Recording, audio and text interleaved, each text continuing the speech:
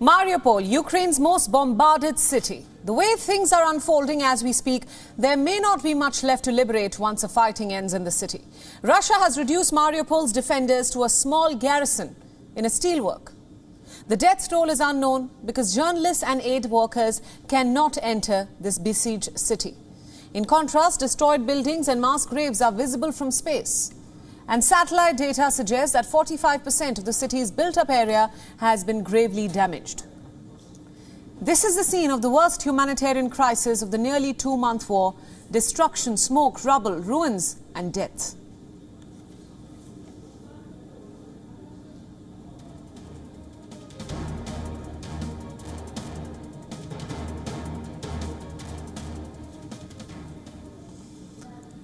And this is the video being broadcast on Russian state television. Military units from the Russian Emergency Ministry using mine-sweeping equipment and a specialist vehicle causing a controlled explosion.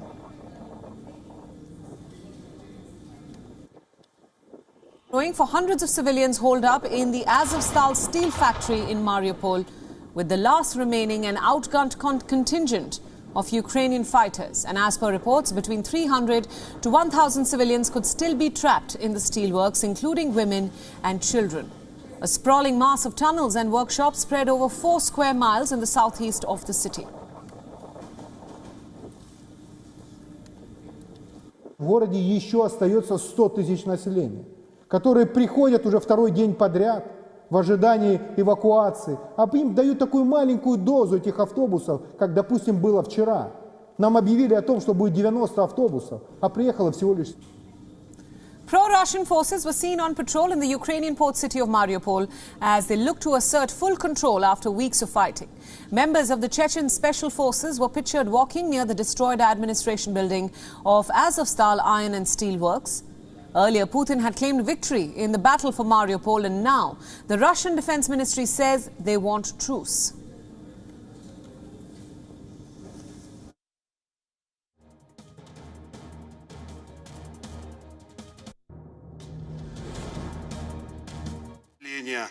В очередной раз заявляем, что Россия готова в любой момент ввести режим тишины и объявить гуманитарную паузу для эвакуации гражданских лиц, если такие. При этом фактическим началом гуманитарной паузы является поднятие украинскими вооруженными формированиями белых флагов по всему периметру или на отдельных направлениях Азовстали.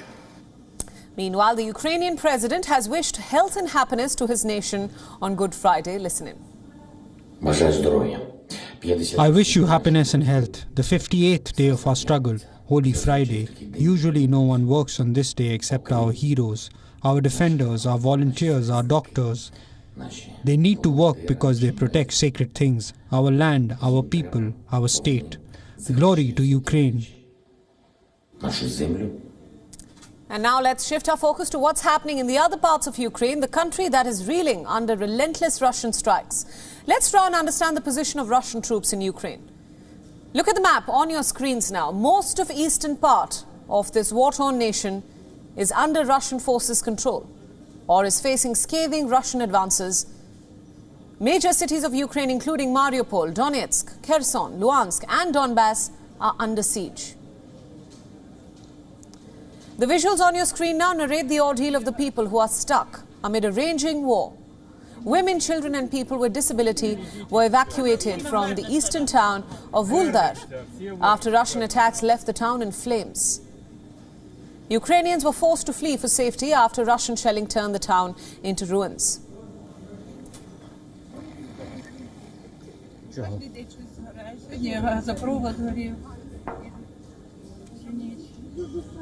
Берегите себя. Мы вернемся назад. Вернемся, все вернемся.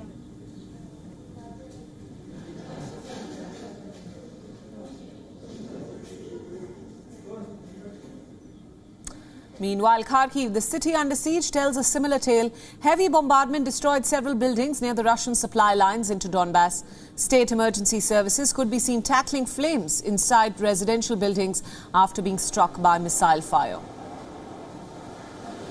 While bodies of people apparently killed by shrapnel could be seen outside apartment blocks around the city, several of which were damaged in the attack. The city administration said that around 1 million people continue to remain stuck in the northeastern city.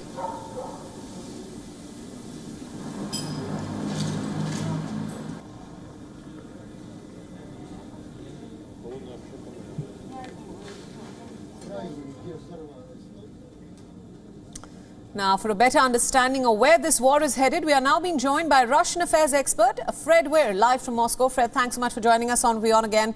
Russia says that it plans to seize Donbass in southern Ukraine to gain access to the Russia-backed Moldovan region in particular.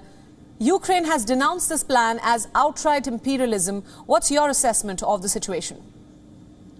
Well, indeed, the Russians do say for the first time, actually, that this is the goal of the military operation, to secure the Donbass and the entire corridor of southern Ukraine, all the way, I guess, to Odessa and to the border of Moldova, which would make Ukraine a landlocked country. They seem to be well on their way to fulfilling this, although nothing is certain, and wars, as we've seen in our own lifetimes, turn out to be unbelievably and unpleasantly unpredictable. Right. But this is their goal now. It's clearly stated just today, and they have indeed captured Mariupol. I see the reports of Russian war correspondents. There are many of them embedded with Russian and Donetsk and Luhansk Republic forces. And they are, I know the city of Mariupol. I spent time there, and so I can see them doing their stand-ups in central places, in front of the drama theater, in the port, on the beach. They clearly got the whole city except for that Azovstal factory, which is now surrounded. And it's a huge complex. It was destroyed in World War II and then rebuilt, apparently with the capacity to withstand a nuclear strike. So it's a pretty impregnable fortress.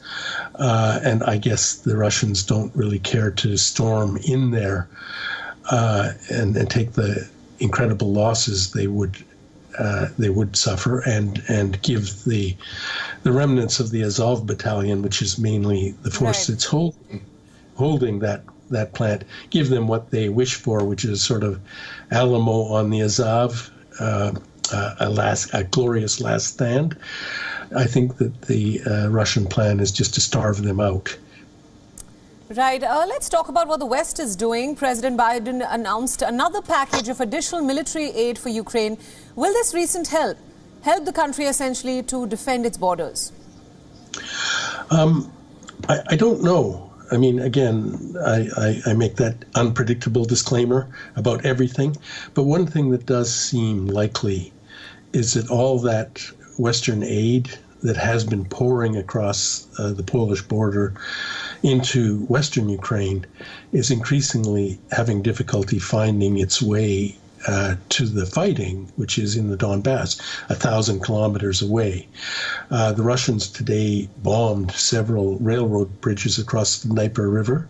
Right. And that, I mean, there's no way to get all that, especially heavy equipment and such, to the east, except by rail. Again, even the roads are hazardous. Russian aviation, the further east you get, the more the Russians do control the skies. So it's hard to see whether all that aid is going to make any difference in the battle that is, we're right on the verge of this huge battle for the Donbass, which is just beginning now. Right. Fred, very quickly, just a final question there. We're also getting reports that Vladimir Putin will meet the UN chief, Guterres, in Russia next week. What can we expect from that meeting? You know, I don't know. The sides are just so uncompromising. The rhetoric of Moscow and Kiev is so hard, and I don't know that anyone or any diplomatic initiative can make a difference at this point.